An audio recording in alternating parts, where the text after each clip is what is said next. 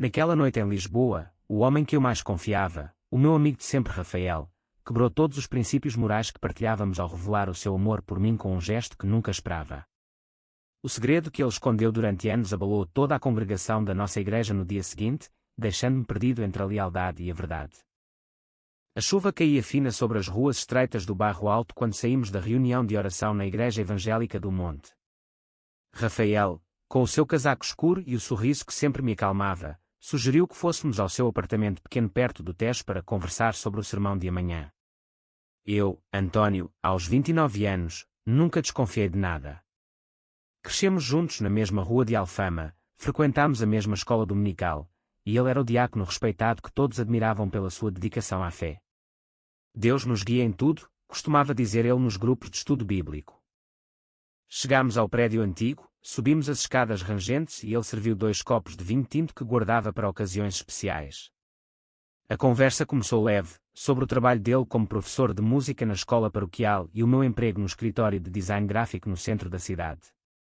Mas o ar mudou quando ele baixou o olhar e disse, com a voz a tremer: António, há algo que nunca te contei.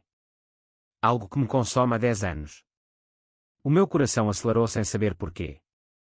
Ele aproximou-se, os olhos castanhos cheios de lágrimas, e antes que eu pudesse reagir, os seus lábios tocaram os meus num beijo suave, desesperado, cheio de anos reprimidos.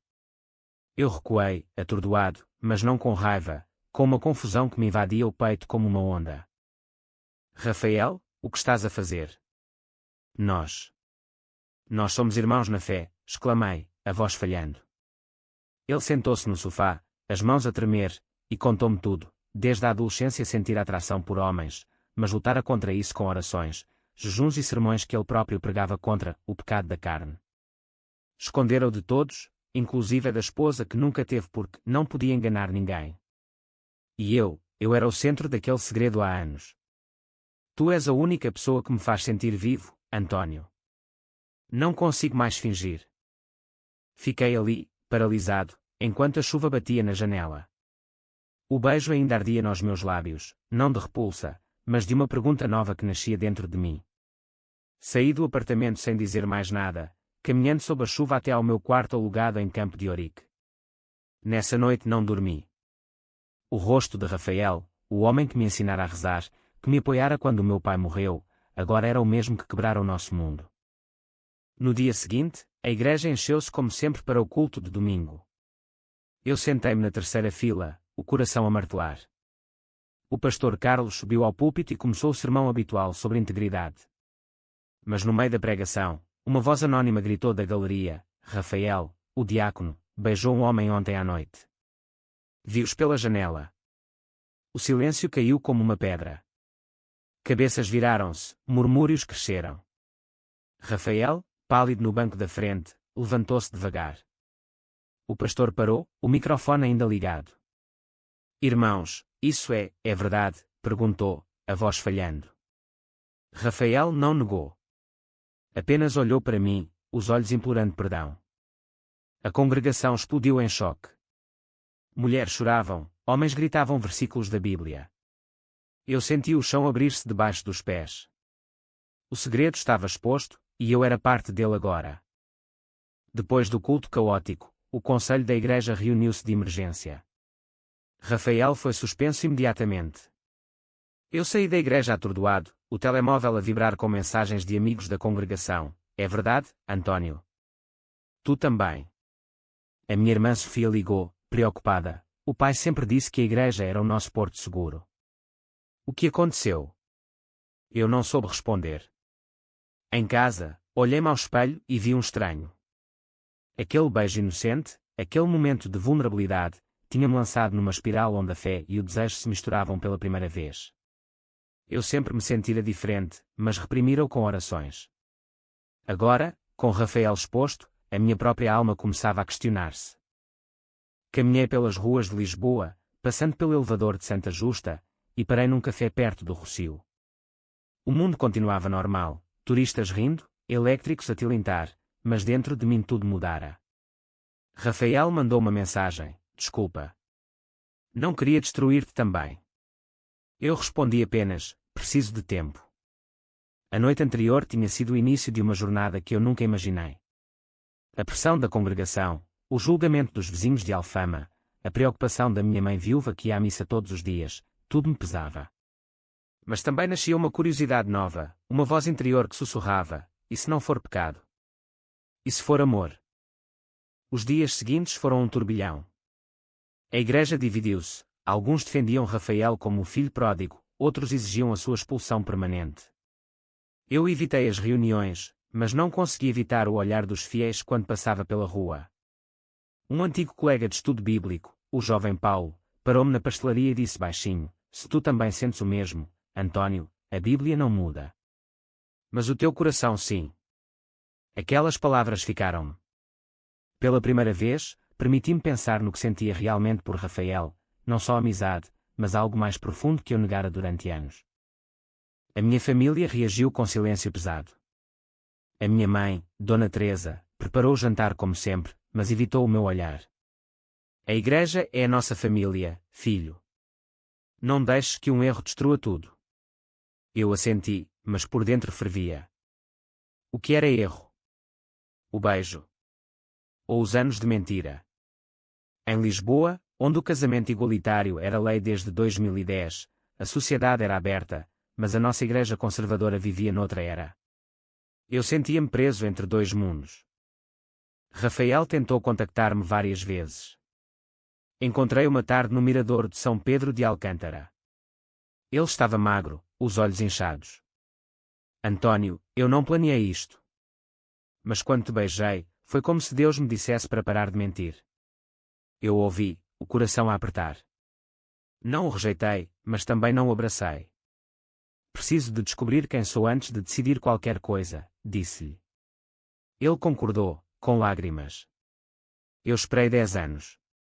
Posso esperar mais. Aquela conversa foi o primeiro passo da minha transformação. Regressei a casa com a mente mais clara, mas o peito ainda pesado. O escândalo na congregação continuava a crescer, e eu sabia que o pior estava por vir. A jornada mal começara. A semana seguinte trouxe mais confrontos do que eu poderia imaginar. A minha mãe marcou uma conversa séria após o jantar de domingo. António, o pastor Carlos ligou. Querem que tu declares publicamente que não foste parte disto. A congregação está a dividir-se por tua causa. As suas palavras cortaram-me como uma faca. Eu, que sempre fora o filho obediente, agora era o centro do escândalo. Mãe, eu não fiz nada de errado. Só ouvi uma confissão, respondi, mas a voz fraquejou. Ela suspirou, os olhos cheios de decepção. A Bíblia é clara, filho. Homens com homens é abominação. Pela primeira vez na vida, discordei abertamente. E se a Bíblia for interpretada por homens falhos? E se o amor for maior? Ela levantou-se da mesa, magoada, e foi rezar no quarto. No trabalho, os colegas notaram a minha distração. O meu chefe, um homem aberto de Lisboa moderna, perguntou-me diretamente: ouvi rumores sobre a igreja. Se precisares de falar, aqui não julgamos ninguém. Aquela frase simples deu-me força. Comecei a pesquisar discretamente sobre identidade e fé, lendo artigos online sobre comunidades cristãs inclusivas em Portugal. Descobri que existiam grupos em Lisboa que conciliavam orientação e espiritualidade. Mas o medo ainda me prendia. Rafael, suspenso, passava os dias em casa. Encontrámo-nos outra vez no Parque Eduardo VII, longe dos olhares da congregação. Ele contou-me a sua luta, desde os 15 anos sabia, mas o meu pai, diácono antes de mim, dizia que era o diabo. Rezei, casei-me com a igreja. Mas tu eras a luz que não conseguia apagar. Eu ouvi, e pela primeira vez admiti, também sinto algo por ti, Rafael. Mas tenho medo de perder tudo, a família, os amigos, a fé. Ele pegou na minha mão, um gesto inocente mas carregado. Não tens de escolher agora. Vamos descobrir juntos. O escândalo atingiu o pico quando o jornal local, o Correio da Manhã, publicou uma nota breve sobre divisão na Igreja Evangélica por alegada relação entre diácono e membro. Nomes não foram citados, mas toda a Alfama sabia. A minha irmã Sofia veio visitar-me à noite. Irmão, eu não me importo com o que dizem. Se tu és feliz, eu apoio. Mas a mãe. Ela chora todas as noites. Conversámos até tarde, e Sofia revelou que tinha uma amiga lésbica na universidade que frequentava uma igreja inclusiva em Almada. Talvez possas ir lá um dia, sem pressão. Aquela sugestão plantou uma semente. A pressão social aumentou. No supermercado, uma senhora da congregação evitou-me ostensivamente. Um antigo amigo da escola mandou mensagem: reza, António, o diabo está a tentar-te. Eu respondi com silêncio, mas por dentro fervia de raiva e dúvida. Comecei a questionar tudo, os sermões que ouvira desde criança, as regras que me aprisionavam. Uma noite, sozinho, ajoelhei-me e orei não por perdão, mas por clareza. Deus, se me fizeste assim, mostra-me o caminho. Senti uma paz estranha, como se uma porta se abrisse devagar. Rafael e eu marcámos um jantar discreto num restaurante pequeno em Chiado. Conversámos sobre sonhos adiados. Ele queria ensinar música a crianças sem medo, eu queria desenhar sem esconder o meu coração. O beijo daquela noite não se repetiu, mas o olhar entre nós era mais íntimo do que nunca. Eu não te traí, António. Traí-me a mim próprio durante anos, confessou ele. Eu acreditei. Mas a congregação não perdoava. O pastor Carlos convocou uma reunião especial. Eu fui, apesar do medo. A sala estava cheia de rostos conhecidos. Irmãos, precisamos de restaurar a ordem, disse o pastor. Rafael estava presente, cabisbaixo. Alguém perguntou diretamente: António, confirmas a acusação? Eu levantei-me, o coração a bater forte. Confirmo que Rafael me beijou. Mas confirmo também que o amor não é pecado se for sincero. O silêncio foi ensurdecedor. Alguns aplaudiram baixinho, outros saíram indignados. Rafael olhou-me com gratidão misturada com dor. Depois da reunião, caminhei sozinho pelo terreiro do Paço. O Tejo refletia as luzes da cidade, e eu senti-me mais leve. A escolha estava feita, não esconderia mais. Mas o preço começava a aparecer. A minha mãe parou de me ligar, e amigos da igreja afastaram-se. Rafael e eu decidimos dar um passo juntos, não como amantes ainda, mas como companheiros na busca da verdade.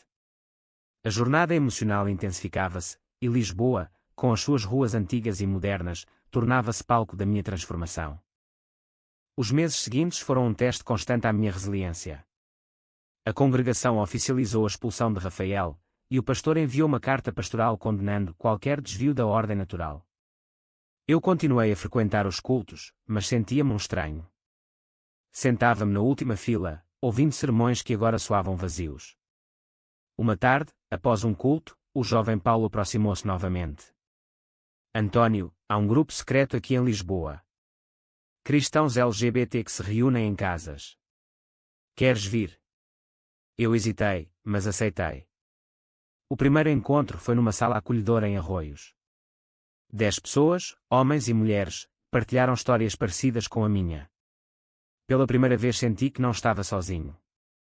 Rafael, desempregado da escola paroquial, começou a dar aulas particulares de música. Encontrávamos-nos aos fins de semana, caminhando pelo Jardim da Estrela ou tomando café no Mirador da Senhora do Monte. As conversas aprofundavam-se, ele falava da culpa que carregara, eu da confusão que se transformava em aceitação. Uma noite, no meu apartamento, ele pegou na minha mão e disse: Não preciso de beijos para te amar, António. Só preciso de ti ao meu lado. Eu sorri pela primeira vez em semanas. O toque era terno, sem pressa, cheio de respeito. A família continuava dividida. A minha mãe, após semanas de silêncio, convidou-me para almoço. Filho, a igreja perdoa quem se arrepende. Volta para o caminho certo. Eu respondi com calma: Mãe, o caminho certo é o que me faz sentir inteiro. Eu não mudei a fé. Apenas a vivo de forma mais honesta. Ela chorou, mas não me expulsou. Sofia tornou-se a minha aliada, trazendo livros sobre teologia inclusiva. Lê isto, irmão. Há pastores em Portugal que pensam como tu. O conflito interno atingiu o pico quando recebi uma chamada do pastor Carlos. António, se continuares a apoiar Rafael, terás de escolher a igreja ou o mundo. Eu desliguei, o peito apertado. Naquela noite, escrevi no meu diário: perdi amigos, mas ganhei a mim próprio. Rafael veio visitar-me, e ficámos horas a falar. Ele sacrificara a posição na igreja, eu arriscava a família. Juntos, decidimos frequentar a igreja inclusiva que Paulo mencionara. O primeiro culto lá foi libertador, hinos cantados com alegria genuína, sem julgamento. A sociedade portuguesa, progressista em leis mas ainda conservadora em bairros antigos, trazia olhares mistos. No metro, um idoso murmurou, pecado, mas um jovem casal sorriu em cumplicidade. Eu comecei a voluntariar-me num centro comunitário LGBT em Príncipe Real, ajudando com design de cartazes. Rafael juntou-se, tocando piano nas atividades. O nosso laço fortalecia-se, não apenas romântico, mas de amizade profunda e apoio mútuo. Um dia, a notícia do escândalo chegou aos ouvidos do meu tio em Coimbra. Ele ligou furioso, a tua mãe está doente por tua causa. Fui visitá-la. Encontrei-a frágil, mas aberta. António, eu amo-te. Só quero que sejas feliz. Aquela frase foi o primeiro passo da reconciliação. Rafael acompanhou-me numa visita familiar, e embora tenso, o jantar terminou sem gritos. A minha mãe até perguntou, Rafael, tocas piano na nova igreja? O crescimento emocional acelerava. Eu já não via o beijo como traição, mas como libertação. Rafael, antes o mentor rígido, tornara-se parceiro igual.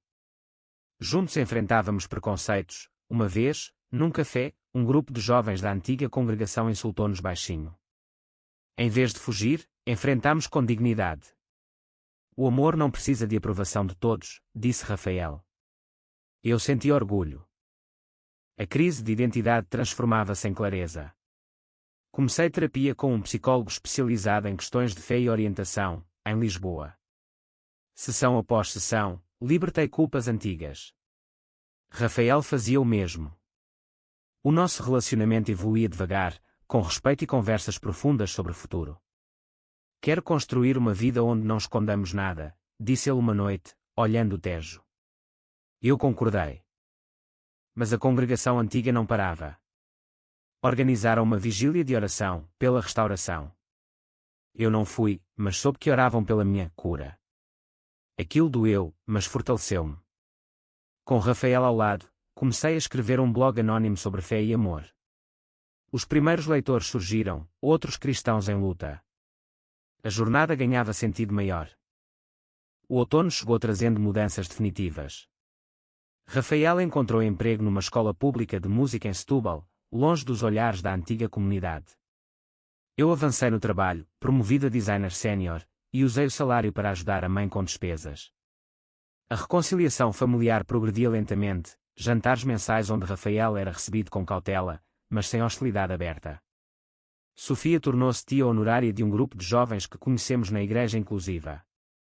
O nosso relacionamento aprofundou-se sem pressa. Passeávamos pela praia de Carcavelos aos fins de semana, de mãos dadas discretamente, falando de sonhos, talvez um dia adotarmos uma criança, talvez viajarmos juntos pela Europa. O beijo daquela noite fatídica nunca se repetiu de forma impulsiva, agora era escolha consciente, cheia de significado. Uma tarde, no mosteiro dos Jerónimos, Rafael sussurrou, tu salvaste-me, António. Eu estava morto por dentro. Eu respondi, tu abriste-me os olhos. Mas nem tudo era paz. Um antigo membro da congregação, o Sr. Manuel, encontrou-me na rua e cuspiu palavras duras, traíste Deus e a tua família. Rafael, presente, defendeu-me calmamente, o Deus que eu conheço é de amor, não de ódio. O homem afastou-se, mas o incidente deixou marca. Eu tive uma crise de ansiedade dias depois, questionando se valia a pena. Rafael ficou ao meu lado toda a noite, sem palavras vazias, apenas presença. Vamos superar juntos, prometeu. A Igreja Inclusiva tornou-se o nosso lar espiritual. Organizei um evento de arte cristã LGBT, com desenhos meus inspirados em histórias bíblicas reinterpretadas. Rafael tocou piano no culto. Pela primeira vez, senti que a fé e o amor coexistiam em harmonia. A minha mãe visitou-nos lá uma vez, em silêncio, e no final disse, é bonito ver-vos felizes. Aquela frase curou feridas antigas. O conflito com a antiga congregação culminou num encontro forçado. O pastor Carlos pediu uma reunião de reconciliação. Rafael e eu fomos, preparados. Irmãos, o diabo enganou-vos, começou ele. Eu respondi com firmeza: pastor, o diabo não é o amor. É o medo que nos divide. Rafael acrescentou versículos sobre compaixão. O pastor ficou em silêncio. Alguns membros mais jovens aplaudiram baixinho. Não mudámos mentes fechadas, mas plantámos dúvidas. A vida em Lisboa fluía. Eu comecei a voluntariar-me em centros de apoio a jovens LGBT em situação de rejeição familiar. Rafael dava concertos beneficentes. O nosso laço fortalecia-se com pequenas coisas: cozinhar juntos, ler a Bíblia de forma nova, rir de memórias de infância. Uma noite, no apartamento dele, partilhámos o primeiro beijo consciente desde aquela noite chuvosa. Foi suave, cheio de ternura e promessa. Nenhum de nós sentiu culpa, apenas paz. A pressão social diminuiu gradualmente. Amigos antigos voltaram a contactar, curiosos. Um colega de trabalho confessou ser gay também e pediu conselho. Eu tornei-me referência discreta. A jornada de crescimento atingia maturidade, eu já não lutava contra mim mesmo. Aceitava-me como homem que amava outro homem, fiel à fé, integrado na sociedade portuguesa. Rafael propôs uma viagem curta a Sintra. Lá, nos jardins do Palácio Nacional, ele disse: quero construir uma vida contigo, António. Sem segredos. Eu aceitei, emocionado. O futuro desenhava-se claro. Mas ainda restava um último teste.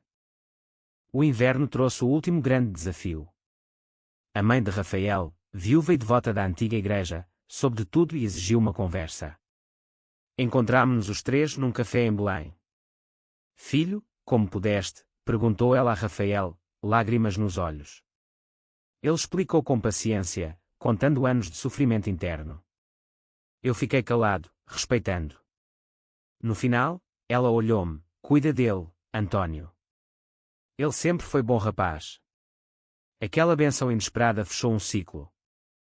A nossa vida estabilizou. Rafael e eu mudámos para um apartamento maior em Telheiras, partilhando despesas e sonhos. A igreja inclusiva nomeou-nos responsáveis por um grupo de jovens em crise de identidade. Eu desenhei o logótipo, Rafael compôs a música do hino. A congregação antiga, agora menor, ainda murmurava, mas o impacto diminuíra. Um dia, recebi uma carta do pastor Carlos, rezei muito. Talvez Deus esteja a ensinar-nos algo novo. Não era arrependimento total, mas um passo. Eu respondi com gratidão. A jornada completava-se, de choque e traição inicial para compreensão e crescimento. Rafael e eu não éramos perfeitos, mas éramos autênticos. Caminhámos pelo Chiado numa tarde de sol, de mãos dadas abertamente. Lisboa aceitava-nos. A família reconciliava-se aos poucos. A fé renovava-se. O homem que me beijara naquela noite não traíra, libertara-nos aos dois. É verdade que o amor verdadeiro supera todos os preconceitos, ou é apenas uma ilusão que destrói tudo o que construímos? Verdadeiro ou falso?